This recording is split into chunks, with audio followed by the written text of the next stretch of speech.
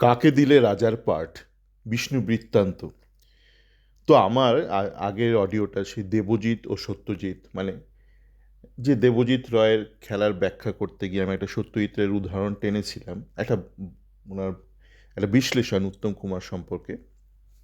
তো সেখানে সেই অডিওটাতে দেখলাম একজন ইউটিউবে একটা কমেন্ট করেছেন যে দাদা, মানে কমেন্ট আপনারা দেখে নেবেন, এখানেই রয়েছে, যে ওনার খুব চিন্তা যে বিষ্ণুকে নিয়ে বলছেন আমি যদি একটু আলোচনা করি, কেননা ওনার মনে হচ্ছে যে বিষ্ণু হারিয়ে যাচ্ছে এবং ও পা থেকে বল ছিটকে যাচ্ছে, দুর্বল শুটিং, ড্রিবল করতে পারছে না। আপনার কি অবজারভেশন?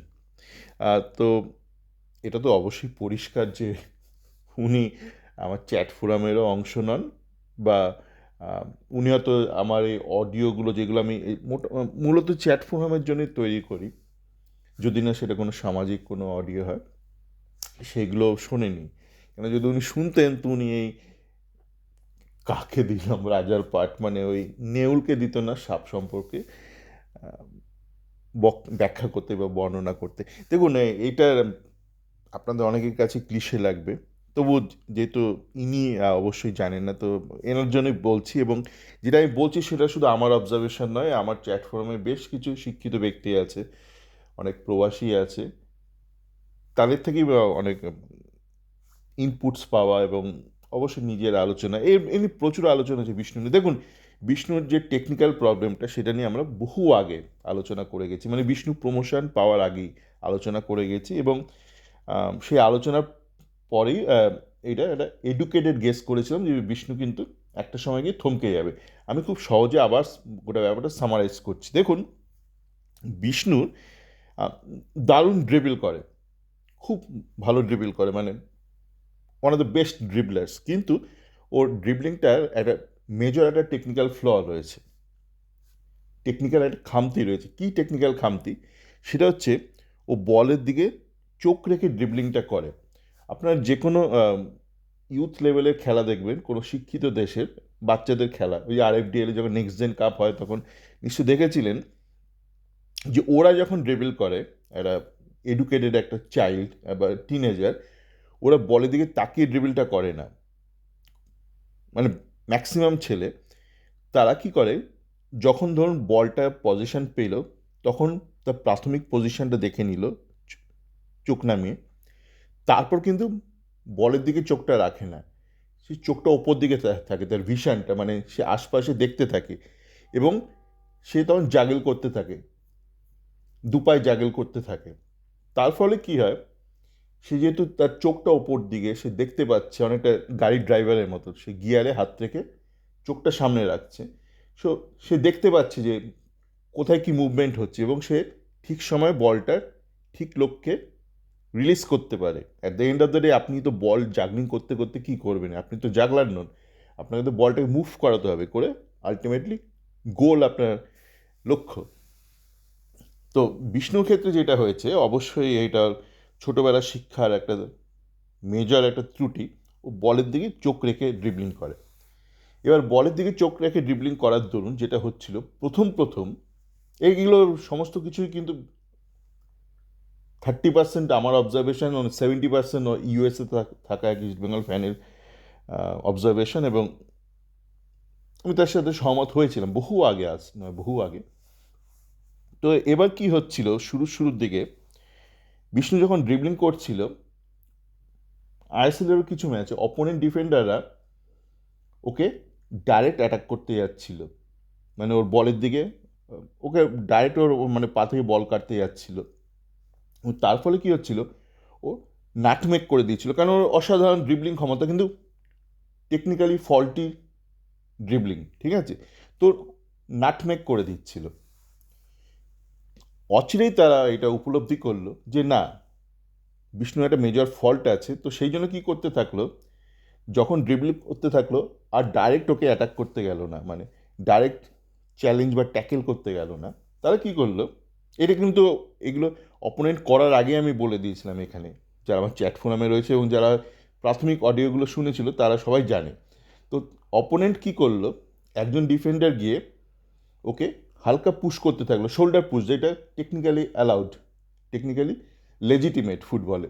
হালকা পুশ করতে থাকলো, তার ফলে কী হলো, ও ব্যালেন্স হারালো, এবং যে ব্যালেন্স হারালো আর একজন গিয়ে ওকে ওর পা থেকে বলটা কেড়ে নিলেন, বা ও বলে কন্ট্রোল হারালো। আর এর ফলে কি হয়, মানে এর ফলে না, মানে এই যেহেতু ওর টেকনিক্যালি একটা ফল্টি ড্রিবলিং, আর ওর তাই ওর পেরিফেরাল ভিশনটা খুব খারাপ। কেন খারাপ পেরিফেরাল ভিশন, মানে সহজ বাংলা যেটা বললাম, যে ও নিচের দিকে যেহেতু তাকিয়ে বল ড্রিবলিং করছে, ওপর দিকে তাকাচ্ছে না, তো আশপাশের ভিশনটা ও কিছু দেখতে পাচ্ছে না।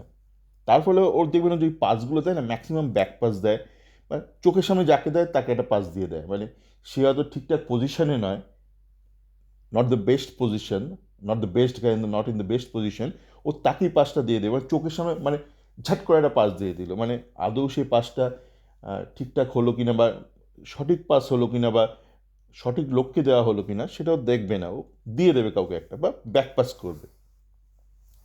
এবার তার এর থেকে মুক্তি কী? এর থেকে মুক্তি হলো তাকে আবার আনলার্ন করা, মানে নিজের যা শিক্ষা বা কুশিক্ষা সেটা থেকে আবার নিজেকে শূন্যে নিয়ে যাওয়া। এবার শূন্যে নিয়ে যেতে গেলে কী করতে হবে, ওকে তাহলে ওই বল থেকে চোখ সরিয়ে ওপর দিকে তাকাতে হবে। এবার সেইটা যে মুহূর্তে করতে যাবে তখন তো আর সে ড্রিবলটা করতে পারবে না, কারণ তো সে তো ছোটো থেকে ওইভাবে শিখে এসছে বলের দিকে চোখ রেখে ড্রিবল করা। মানে আপনাকে যে বলের দিকে চোখ না রেখে ড্রিবল করা, সেটা একটা অন্য স্কিল। সেটা করতে গেলে আবার সে শূন্য থেকে, সেটা কিন্তু অতটা সহজ না। সেই জন্য আপনারা দেখছেন ও হয়তো এখন আর ড্রিবল করতে পারছে না, বা নাটমেক করতে পারছে না, কেননা ও একটা দোটানায় রয়েছে, মানে ডিফেক্টিভ করবে নাকি রাইট করবে, রাইট টেকনিক্যালি কারেক্ট ফুটবল খেলবে। তো এইটা হলো সমস্যা।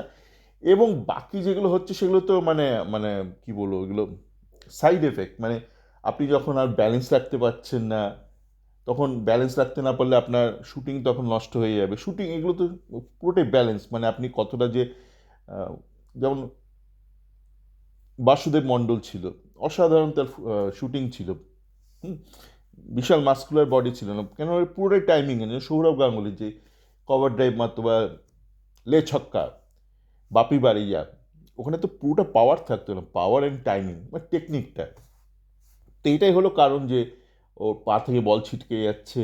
পা থেকে বল ছিটকে যাচ্ছে মানে ও চেষ্টা করছে ধরুন কারেক্ট ড্রিবলিং করার, এখন মানে ওপর দিকে তাকিয়ে ড্রিবল করা, সেটা করতে গেলে আর পারবে না, কেন সেটা তো একদম শূন্য থেকে।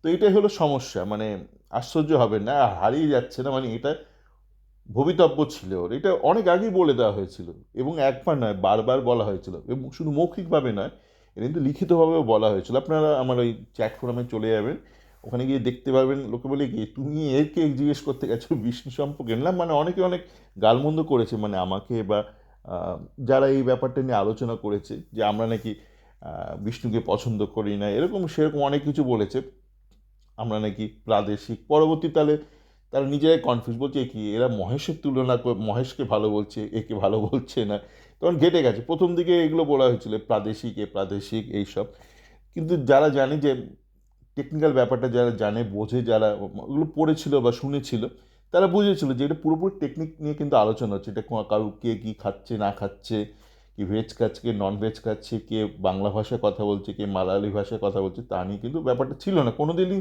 ছিল না। এবং এটা কিন্তু অনেক বাঙালি খেলোয়াড়দের নিয়েও বলা হয়েছিল।